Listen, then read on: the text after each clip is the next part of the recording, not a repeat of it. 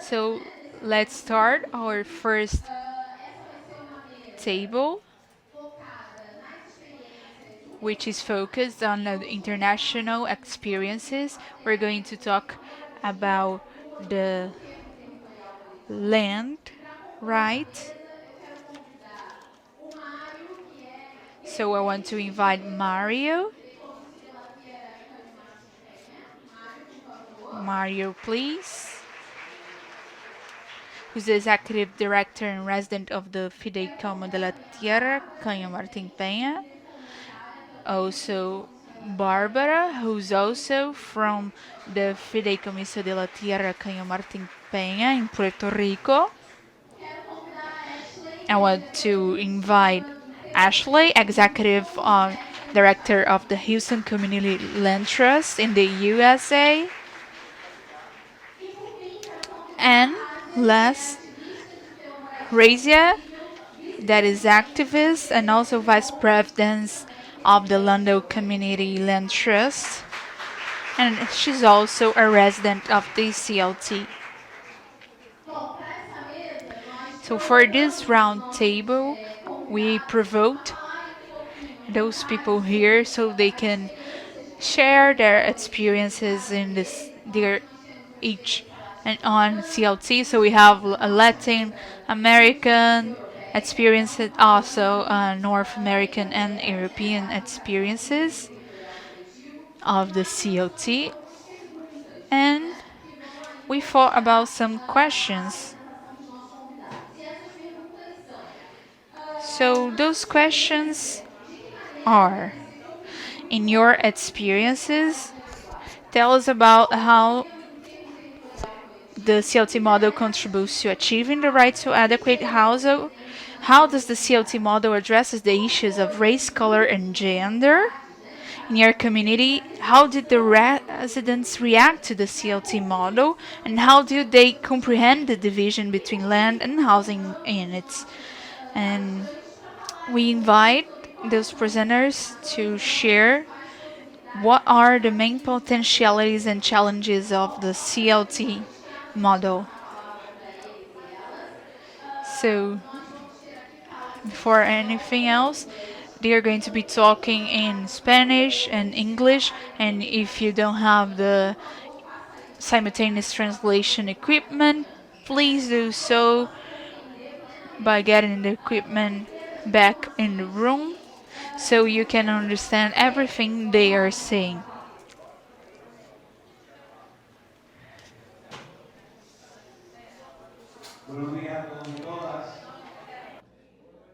Primero que todo, quiero agradecerle a CONCAT, a Teresa, a Tarsila y al equipo de CONCAT la invitación que nos han hecho compartir esta So experiencia thank you so much for the invitation so I can share my experience with us in Brazil. ahorita con el Fideicomiso So Canal as Martín Peña, sobre mentioned, todo en las comunidades del Cayo Martín Peña en San Juan de Puerto Rico. the Por los Fideicomiso años 3.7 nos recorrimos started 4 in parques San públicas, Juan in nos Puerto referimos al Rico. Fideicomiso de la Tierra y nos referimos a la Organización de Bases Comunitarias con el We're Peña. going to talk about the CLT and the Community Land Trust per se.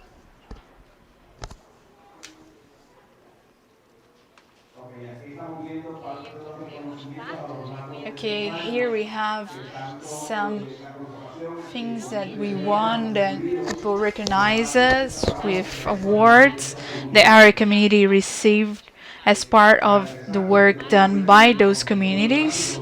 So to start off, I wanted to share with you our geographic context in Puerto Rico. It's in the Caribbean, as we can see.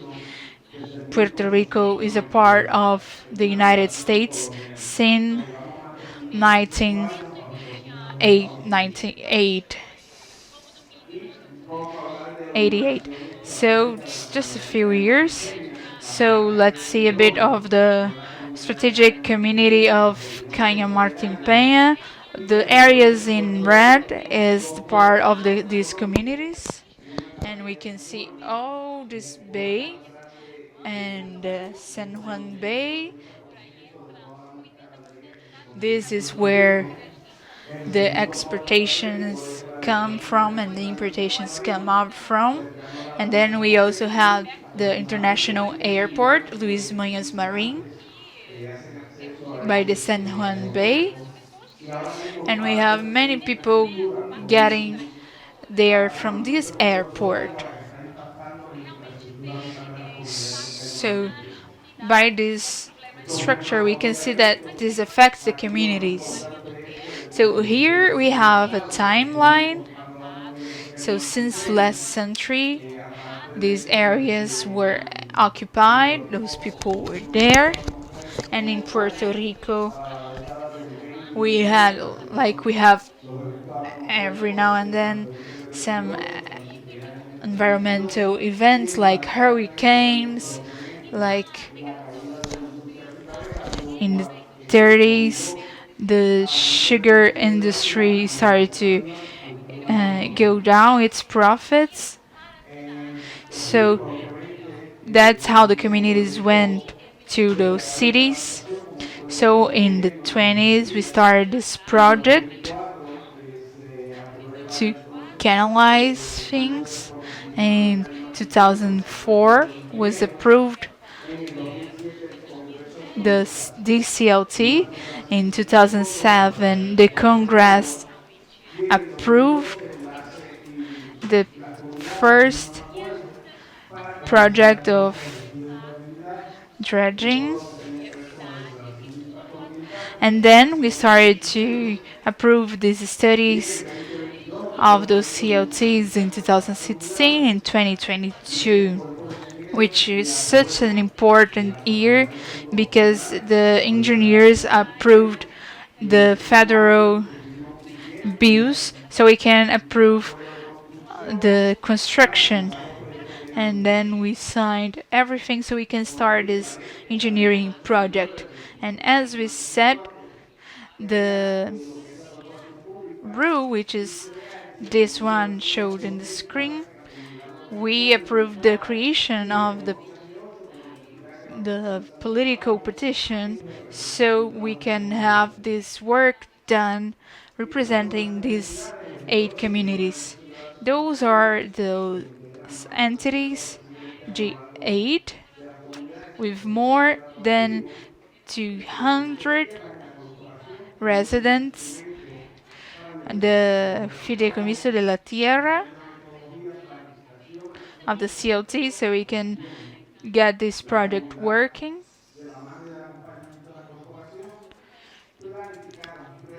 Together, we could enlace this project. That's how we evaluate it so we can do the pertinent modifications according to the difficulties those communities were going through. So here is a photo of 1948 where we can see this bay, and this land by the bay was occupied. Here is a photo of 2015, and by the bay there were like more than 8,000 families occupying this area. So here we have the plan of the development of the community, and who else other than the residents that would know what they needed. So in the 70s, 80s, we had a policy of the Puerto Rico government so they can remove those communities which affected us. So we have this group where we would discuss, and of course we have established that those communities would organize this CLT, and this is part of everything in the CLT philosophy, so they could evaluate all the communities And in the case of Puerto Rico, this entitled is known. So it was very much known in the island, so we could understand that what was the CLT at the time. So in these workshops, we understood about the model, and that's when we had more than 50 CLTs. So this is not only a structure, we have the capability of adapt to the land. Here you can see the community participation in the community so they can create the CLT, how the community wanted it to be, what they wanted, so that people could improve their land. So from that,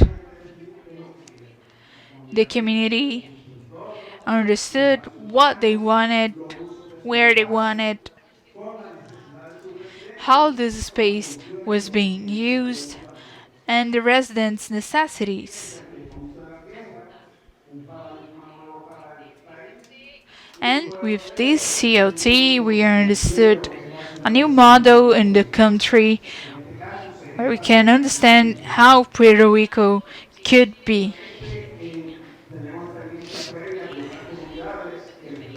So we had other experiences in other communities where the state erased those communities because they were extremely poor,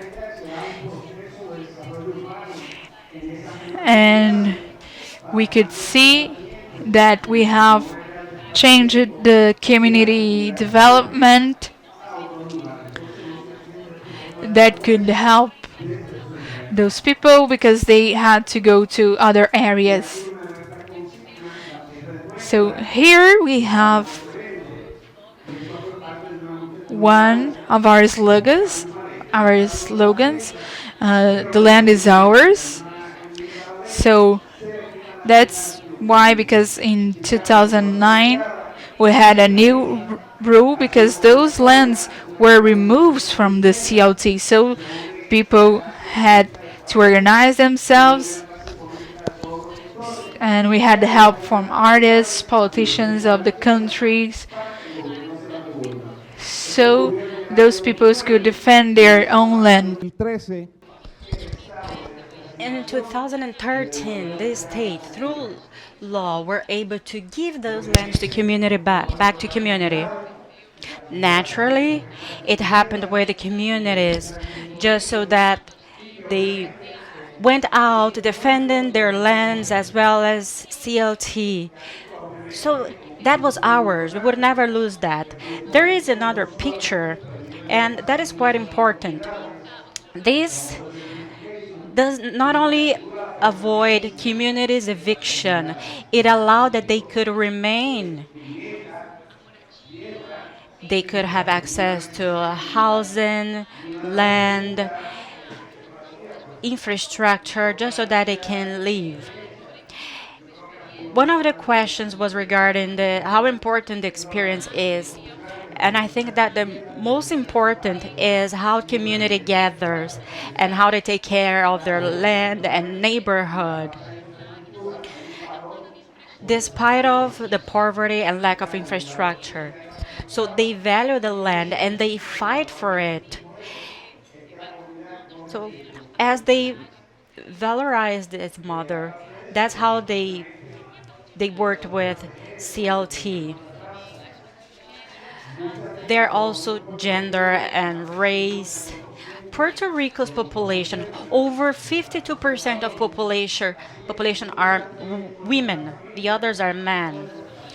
So most of our families are women-led, and in order to, as we guarantee such right, we allow them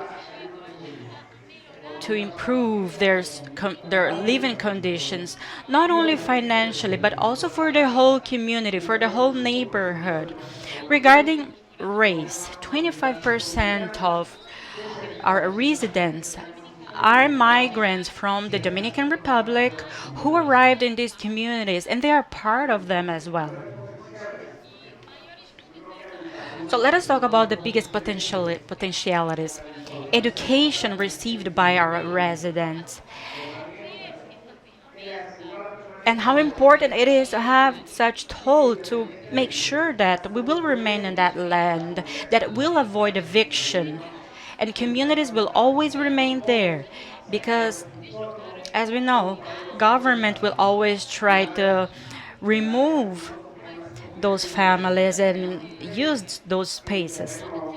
But one of the biggest potentialities is that the land value increases over time. So there is this problem faced by us, and those who can afford want to use those lands. But now it's no longer possible. And the cost of building cost in Puerto Rico, it's over $200,000. There's a lack of constructor in Puerto Rico. We don't have enough employees. In fact, we receive foreigners and materials get more expensive. Now I'll give the floor to my colleague, Barbara. Good morning, I'm Barbara de Jesus. I'm a community leader from one of Caño Martin Peña community. Mario mentioned what is truly done in the community as we were able to get the CLT and work with the community just so that we could indeed remain in the lands that have an intrinsic value for us. So we are constantly fighting against the interests of those who are willing to evict those residents out of those communities. We're always gathering in meetings, there are projects for residents,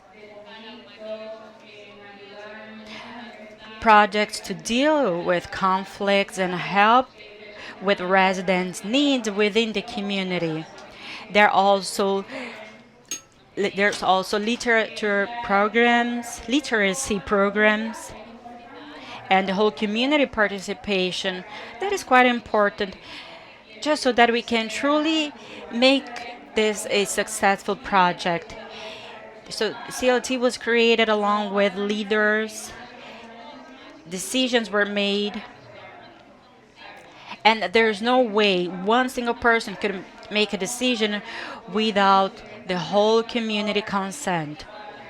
So it's important for you to establish what you've been fighting for over here and do the same thing that we did as leaders. So thank you so much for this opportunity. I also would like to add, just so that we can understand the relation between land and residency. This project was difficult. It's an American model.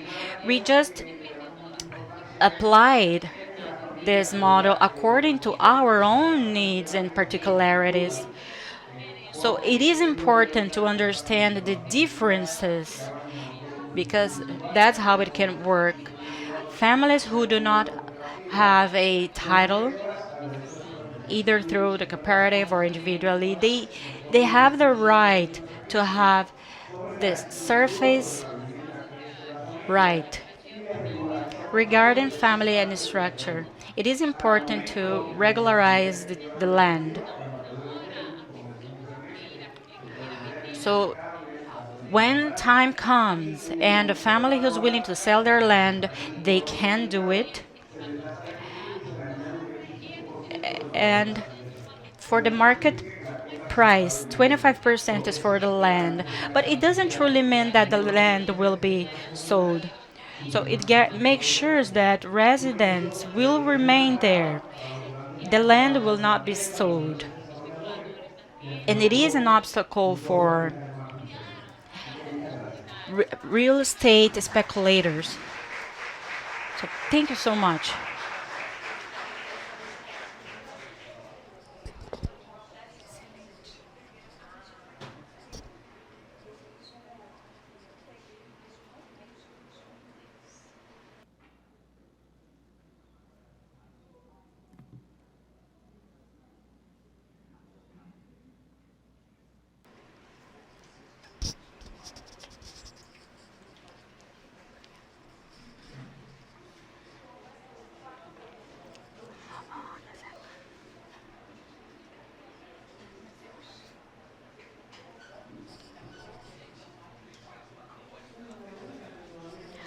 Bom dia a todos. Eu não tô ouvindo. Sou dos Estados Unidos. Texas and come before you all to share my experience and the experience of the communities in Houston. So today I'm going to talk to you all a little bit about how we started, but also to give you some context about how our CLT works. As Mario just mentioned, take the model and make it your own. When we started, we had city funding. So the city of Houston provided funding to help us start our CLT, but when you take city money, you have city rules.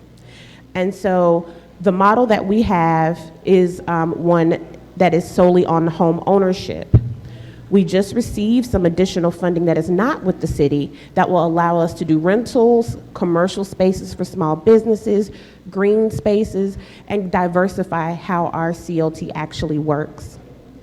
But currently, we are a home ownership CLT, and we have approximately 188. We had some closings. We had 6 people close on a home this week, so we were very, very busy. So we have 188 homeowners in our CLT, and we hope to be expanding to rental now that we have some funding that will allow us to do so. So let me just start. As many of you know, the CLT model was started during the civil rights movement with farmers in Albany, Georgia. That's really important because I think that goes to the heart of what happens when groups are being taken advantage of, when they're being oppressed, and how you have to come together to really create change. So in Houston, it was always known as an affordable city compared to other places in the United States. So people weren't really thinking about, well, how do we keep the land affordable and keep people in their homes, because affordability wasn't really a big issue. And then all of a sudden, and it happened very, very quickly, that Houston became unaffordable. There were a couple of things that contributed to that. One of those being natural disaster. So Houston is in an area that experiences a lot of hurricanes, a lot of flooding. And so we had Hurricane Harvey in 2017 that really reduced our housing stock. A lot of people could not afford the insurance to rebuild or to fix their homes. And the city was extremely slow to help people fix their homes. So some people just walked away and left their properties. This left it open to speculators. People from all over the world came to buy up the land and property. And what did they do? They held on to it, waited for it to increase in price and value, because the other thing that happened in Houston were that people were moving from more expensive areas to Houston, Texas.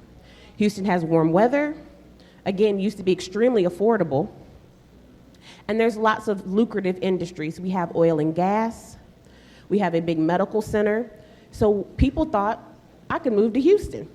And so we got people from very expensive parts of the United States coming in, and when they saw our prices, said, oh, this is really cheap, I'll pay more than what you're asking for. And so then that drove up the prices for the people who had lived there forever and who were used to a certain level of affordability. So this contributed to communities coming together like the original CLT group and new communities in Albany, Georgia, coming together to say, okay, right now everybody lives kind of on the outskirts, they live in certain neighborhoods, but what we found was that as the speculators were coming in, where all of the less expensive land were in communities of color. And they were closer to the inner city, closer to downtown, and people wanted to now move to those areas. So when the speculators came, they bought up lots that were very, very cheap, some as cheap as $1 US dollar, and they held on to it. And so these communities knew, hey, we're in prime location. Eventually, they're gonna come for our areas. Right now, nobody's thinking about our communities. They're not investing in them. They're not fixing the roads. They're not building new housing stock. But those communities, some examples that I'll kind of show you are 3rd Ward in Houston, Texas, 5th Ward, Independence Heights. These communities, because of their location and because of the land that they had, knew that eventually the speculators were gonna come. And so they started thinking about what are some ways in which we can preserve the affordability for when the speculators decide they want to go build very expensive homes on the land that they've been holding forever. And so for years, about 10 years, the conversation of the community land trusts was occurring in small pockets throughout the community. And finally, they all decided to finally come together and have that conversation, which is pretty much what you all have already done. You've already done a lot of the work, which is getting people together to teach them about the community land trust model and why it's beneficial for communities. And so the city of Houston, when the new mayor came in 2016, said, yes, we need to figure out affordable housing. So he had a housing director that went and did some research and found out about community land trust from a professor after he had heard about it from the communities. And so between kind of those two sources, he said, I think this is the right model for us. And affordability was already creeping up very slowly, but again, in 2017, when we were hit by Hurricane Harvey, it kind of expedited everything. Okay. And so in the United States, community land trusts are quite common. There are several of them all throughout the country. And I'm just gonna show you where we are. We're here in Houston, Texas, and as you see, there's, at the time, this is an older map, there was one here already in Austin, Texas. And Austin was the first CLT in Texas. We were the second. But now, because of the success of Austin and Houston, there are several cities, all of the major cities in Texas now are either preparing to start their CLT or starting up a CLT or have one.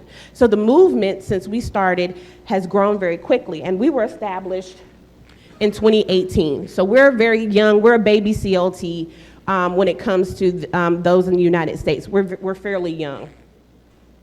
And our mission is to make quality, affordable homeownership. E também para garantir que as moradias acessíveis. He told us that we had to do, but we realized that over time, homeownership is not the only way to do housing. We've been trying to convince the city of Houston that we need to focus on different typologies, including rentals, duplexes, tiny homes, different models to make sure that people's housing needs are met, because everybody doesn't need a 3-bedroom, 2-bath home, which is what the city was forcing us to provide through our CLT model. And so the way our community land trust works is a homeowner goes out and searches for a home. So you may have a community that's close to your job, close to your kid's school, close to family that help, you have connection to, or the community that you grew up in that you love so much and don't want to leave. So you go find a home. The land is remained in trust, and we have a deed for that.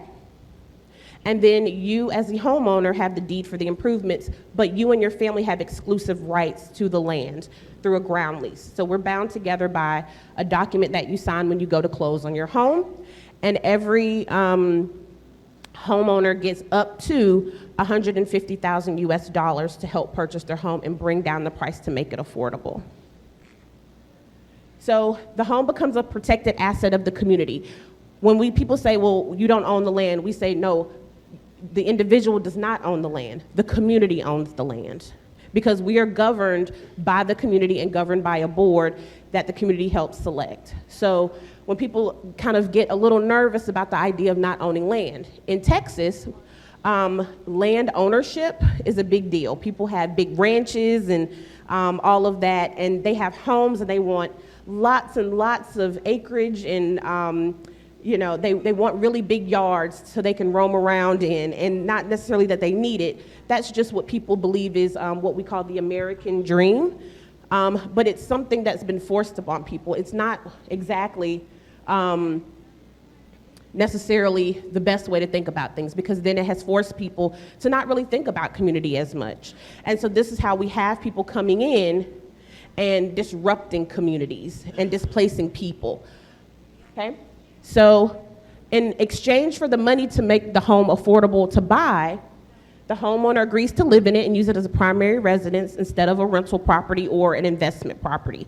Because sometimes we've had people in other programs that the city has done or other housing programs where people will get the money, the assistance, and then turn around and use it to make money as far as like selling it to others for a higher price. We want people to use their money and invest and grow wealth and all of these things. But if you're getting assistance, again, we want to keep affordability in the community. So you have to live in your home. You agree to properly maintain it, be good neighbors in the communities in which you live, and then make sure that that home is still good for your heirs when you pass it down to them, or when you resell it to somebody else that is in need of affordable housing. And then you agree to resell only to somebody else who is in need of affordable housing. So the purpose of our homes is not just to get you one individual into a home, it's so that home remains affordable for somebody else in the future, whether that be your kids, your grandchildren, your niece or nephew, or whoever the next family that you sell your home to. So instead of being able to sell on the open market to anybody who will pay for it, you have to sell to somebody else that needs affordable housing, again, keeping the affordability long-term and permanent, and not just for one family who gets in and is lucky enough to get an affordable home. You continue that cycle of passing it down to people who need it. So what are the benefits of CLT home ownership? So you get to build equity. So when you sell your home, you make money from it, right? So when you rent, you don't really make money off of it because you're paying rent to somebody else.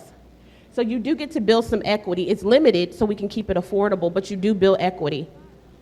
You have a lower mortgage payment, meaning what you pay every month. All of our homeowners are paying less to own their home than they are to rent in Houston. Property taxes.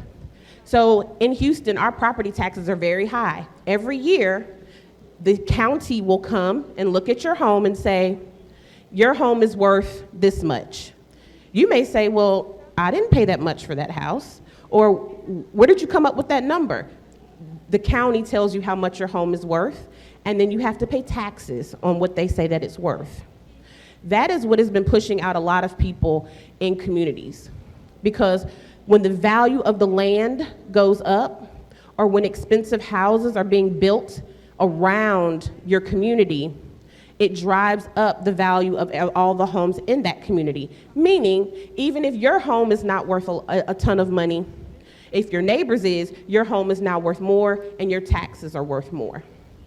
So we see the taxes going up exponentially, but incomes are not. So then that leaves people in a tight position if you don't control the property taxes. So through the community land trust model, we have an agreement with our county. If a home is in the community land trust, it is based off of the price in which you paid for it, which is going to be less than half of what the market value is. That's how we keep it affordable long term. Without the property tax control, they can charge you as much as they would like for the value of your home when it comes to taxes. So your mortgage may be what you pay to the bank, or your lender will stay the same, but your property taxes could go up to something that is unaffordable. And then we have stewardship and support, which we'll talk about later on when we talk about organizing and bringing people together. But stewardship, we don't just help you get into a home and keep it affordable. There is stewardship and support and community building after you own your home, as well as leadership opportunities, which many of you are already doing right now. So I want to just kind of break down some numbers, and I tried to bring it up in in reals so that we can have a better understanding. So a home at $230,000 is actually a very, very low-cost home in Houston now. That is not even close to what it actually costs, but we try to find affordable builders. So $230,000 is approximately 1.1 million real. And so if you look at CLT versus if you just buy traditionally, if somebody who wanted to buy just in the market a person, the big difference in price. So we're talking about 5,100 real per month versus 11,000 real per month. So what does that look like? In the US, somebody who makes $38,000 a year can afford the home through the CLT. So who is making $38,000? What does that look like in the US? So that's a preschool teacher. That's an early career social worker. That's a customer service rep. That's somebody who works in retail. So these are people that work every day, that you run into every day, can now afford a home that if they tried to buy traditionally, they could not afford. Because traditionally, you would need about $84,000 US dollars a year. So who is that? That's somebody who is a mid-career in maybe information technology, an experienced registered nurse, a small firm attorney. So looking at kind of the difference in who can afford the home. So now we're able to provide ownership for a wide range of people. And this is what the median home price, so I gave you what the affordable home price in Houston is. $328,000 is what the median home price. So that means if you go out, most of the homes are gonna be closer to that amount. So that's 16,000 real per month. So who is that? That's somebody, a big firm attorney, an early career doctor, an experienced high school principal, or a manager or director at a corporation. So we're talking about, to afford the median price, you have to be making a pretty high salary to be able to afford just the median price in Houston, meaning that most people cannot afford the average home in the city of Houston. So therefore, affordable housing is desperately needed. And very quickly, so you all can kind of see, we're a little different as far as a community land trust because we're not in one community. We represent the entire city of Houston, which is actually all of this. So this middle part here is kind of the center city where this whole side here is where affordability used to be. But yet they are now making it completely unaffordable. This is where a lot of the development is happening in the city. People used to live all the way out here in the suburbs in their nice big homes, but now everybody wants to move back to center city. And so this is where people are being displaced. And so just so you all know how big Houston is, you all have way more people than we do. And we have, but we still are about 2 million people city proper.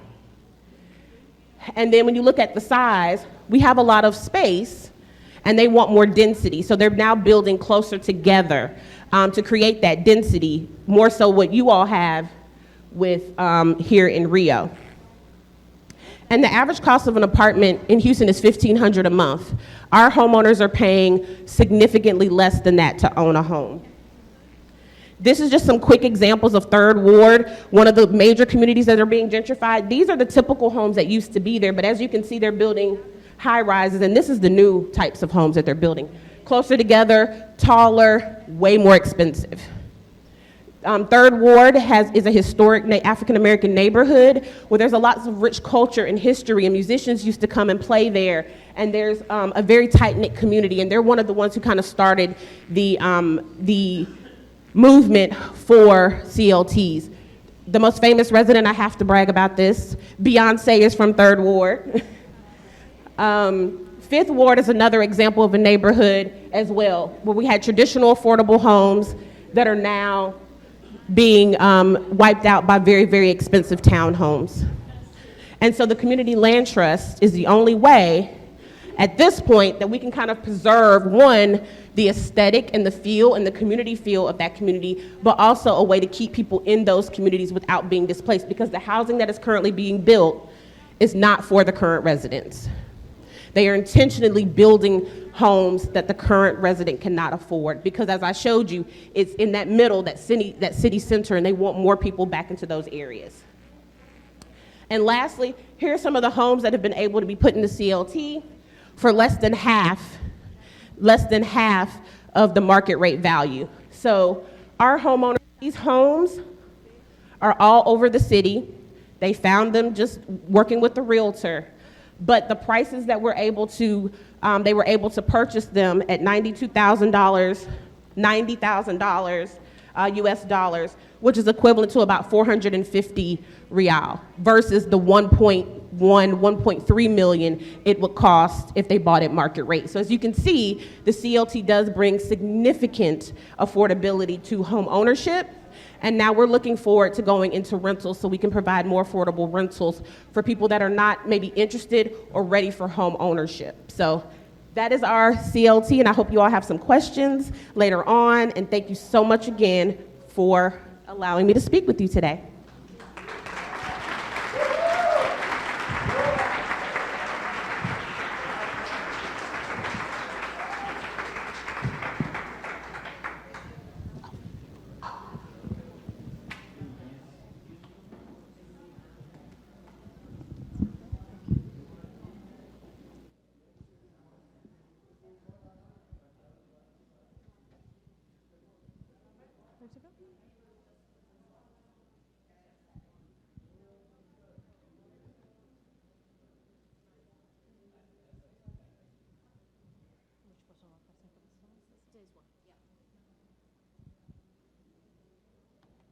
Hello, everybody. Thank you for having me here today. It's a privilege to be here with you in this room.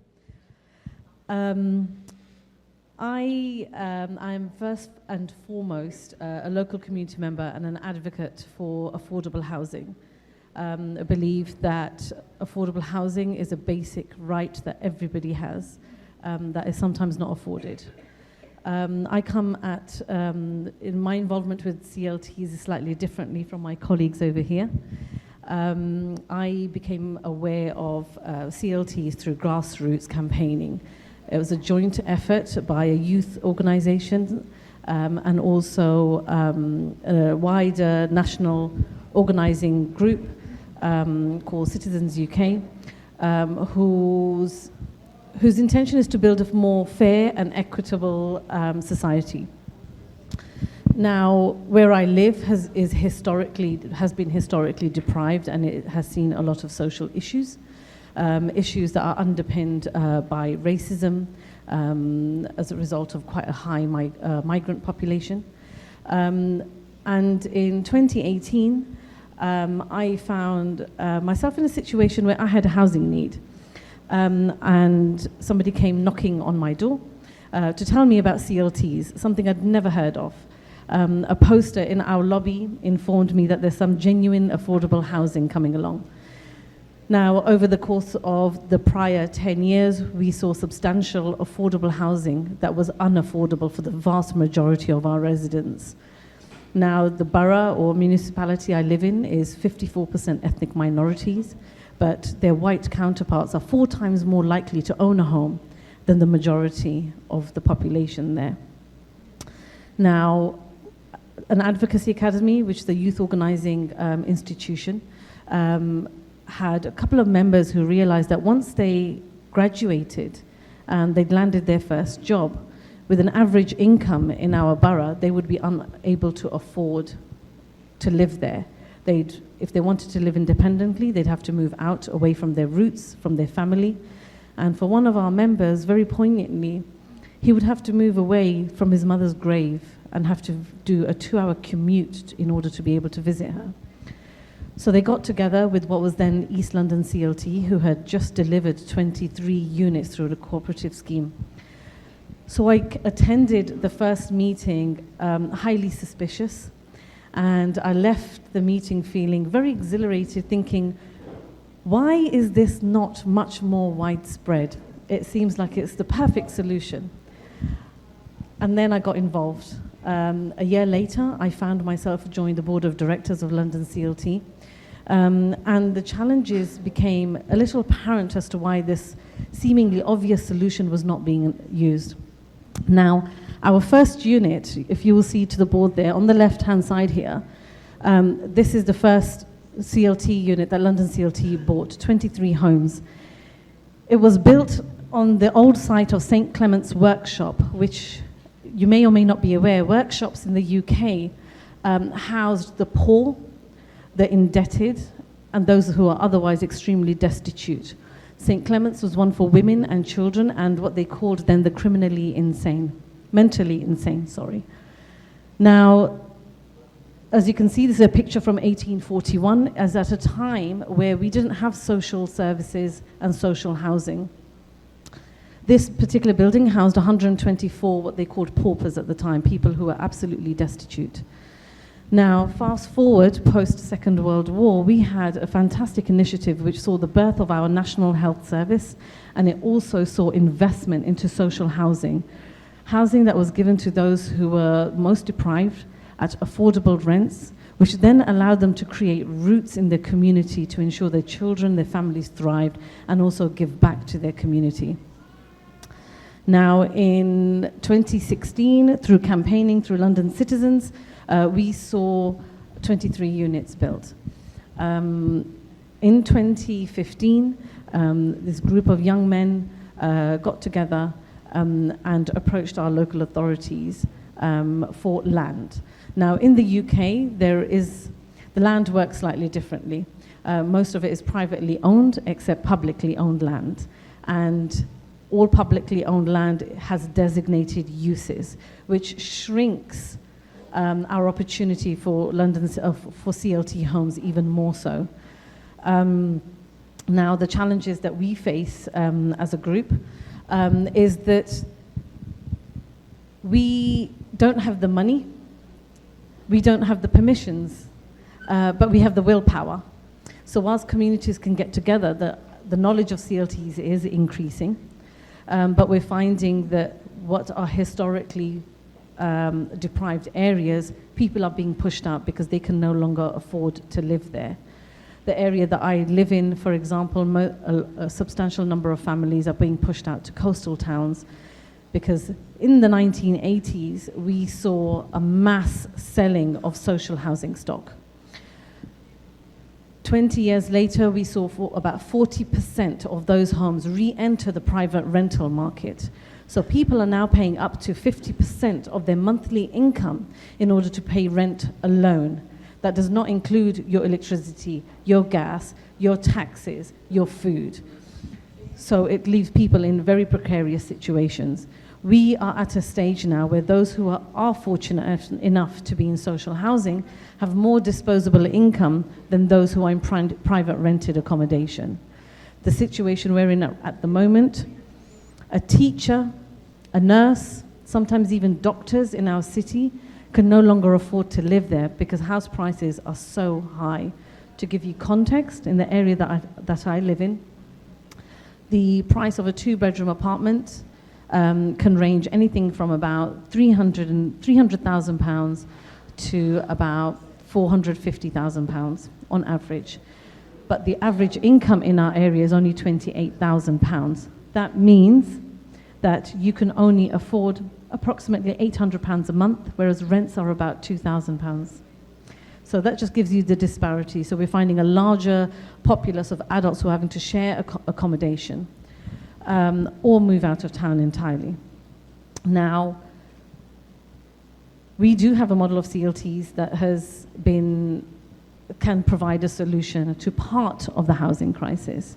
Unfortunately, the last time we had an adequate housing stock was the 1980s. So London CLT and the CLT model works to capture a small element of the population who have otherwise reasonable incomes, but because of the disproportionate and artificially inflated values of homes, are unable to afford to buy a home. In the UK, we don't have a model that can support social rents or rent to buy because of how funding is lacking. The funding system that we have in place at the moment has not evolved enough to take into account the CLT model, which is something that we work on. We are very lucky that this first site, which is in Tower Hamlets, has been historically one of the most deprived areas of London. We had the most workhouses there. This is where our ports were. It saw the first influx of Jewish migrants come in, and then members of the Bangladeshi community come in when the textile industry was thriving. So after several years of campaigning, these are images of the final stages of our St. Clement site and our residents celebrating moving in. Now, recently in February 2023, this year, during the pandemic, we struck the ground in Lewisham, which has also historically been marred with racial tension between police and the ethnic minority groups there. And our campaigning groups went on foot on a cold, wet winter to try and identify publicly owned land where they may be able to build on. They identified a set of car garages that were not used anymore, disused and attracting antisocial behavior with drugs and other criminal activity. So they campaigned. You'll be able to see Janet Emmanuel, she's a board member of London CLT, also assistant head teacher, now retired, who led the campaign tirelessly for about 6 years to deliver housing. There are some images down here of campaigning, of getting community groups together, and on the top there you will see our first some of our new residents of these 11 affordable units that we've managed to bring forward. It was tough. We had to campaign to lift grants, local grants available for the Greater London Authority from about £40,000, which we are awarded, and then we have to find the funding elsewhere. So this project was almost at risk, but thankfully, because the Deputy Mayor for Housing was also invested in CLTs, awarded us additional grant funding to make this become available. Those are the projects that we've delivered in London so far. And we've got various other projects which are going on, and this particular one is the one that I'm very intimately involved in. We've started this project in 2018. It is at a risk of not coming through because of funding issues. And unfortunately, there seems to be a bit of a disparity between what the local community want and need and what our politicians have planned for our borough. To give you context, our borough has about 336,000 residents, and we have 40,000 applications for social housing. We have approximately 17 years before somebody can get adequate housing needs. Now, to give you additional context, some of the questions that we've been asked to weave in terms of race, colour and gender. Like I've mentioned previously, 54% of our borough comes from an ethnic minority background, mostly Caribbean communities, Somali communities and Portuguese communities.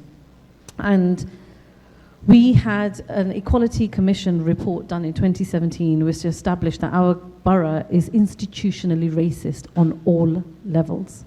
And those very communities, the Portuguese community, the Somali community and the Caribbean communities were affected at multiple levels. Whilst they're doing major work to identify these issues, it's not nearly enough. And on a CLT level, what we do is we refer to our census data, the national census data and the local elections which take place, which give us a good grasp of the ethnicities that reside in the borough, their age groups and their family makeups. We then actively go out to try and ensure, whilst everybody is welcome to join our groups, we try and make sure that it's representative of the people that live in the borough. If we identify a shortage, efforts are made into understanding why those shortages are in place, and then recruit to make sure that their voices are heard. For example, a lot of our residents might be in jobs that are not very socially feasible. We might have cleaners who work very, very early in the morning, so that might be sleeping in the evenings when the meetings take place. We might have nurses that are working 12-hour shifts or unable to be there. We still have a gender imbalance in our communities where childcare falls on women. So it might be that their childcare arrangements don't allow them to get involved. So work is still underway to make sure that all of these issues are addressed. At London CLT, this time last year, we were not representative of our membership, and I'm glad to say that with some staff changes, our staff are now a very diverse group. Our board is very diverse, and now we continue to ensure that our membership in our steering groups accurately reflect their steering groups. In terms of CLTs, they are not new to the UK. We see, really bizarrely, a demand for CLTs in quite affluent areas like the cities of Oxford. Devon, which was historically quite affordable, became the playground for rich from London who would go there to holiday, purchase holiday homes, increase the prices, and then see the locals priced out. In London, we are one of the few CLTs to have delivered what is considered a substantial number of homes. But the knowledge of CLTs is still not widespread. So we work at trying to educate people on what CLTs are. This model of CLTs, which is in all essence quite democratic, is quite alien, is improving. But people have a sense of reliance on local authorities and their politicians and their councillors to do the right thing. But we are finding that our super trajectory towards capitalism does not allow that to happen. And we are finding that the voices of the local people are being drowned out. And what the community needs, what the different ethnic groups require are not being reflected in policy. So we continue to work extremely hard towards that. Now, in terms of the potentials for CLT homes, the potential is that we have adequate housing stock, that we have strong communities, that then goes on to ensuring that children are raised in secure environments, is making sure that health is then impacted in a positive way. But unfortunately, that doesn't translate into the model that we have at the moment. So in terms of the challenges for the CLT model that we experience in London, it is land justice, which is what we need.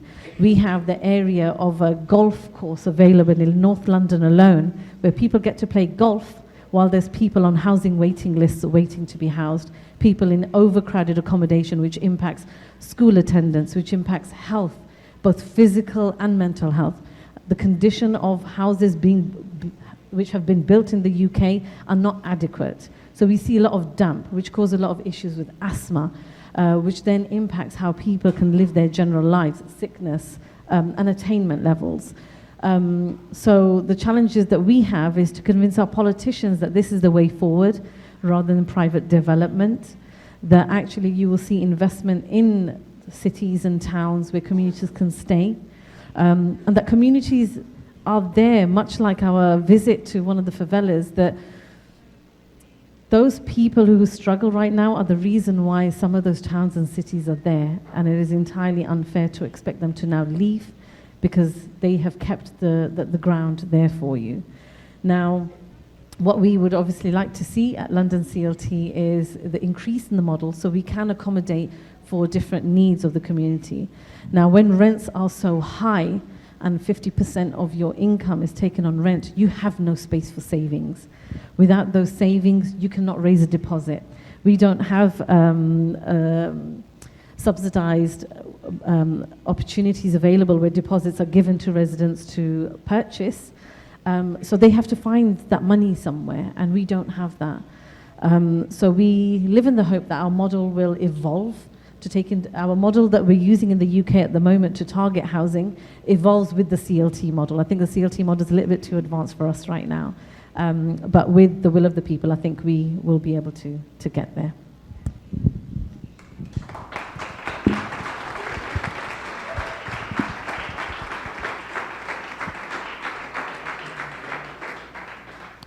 Bom, quero agradecer muito.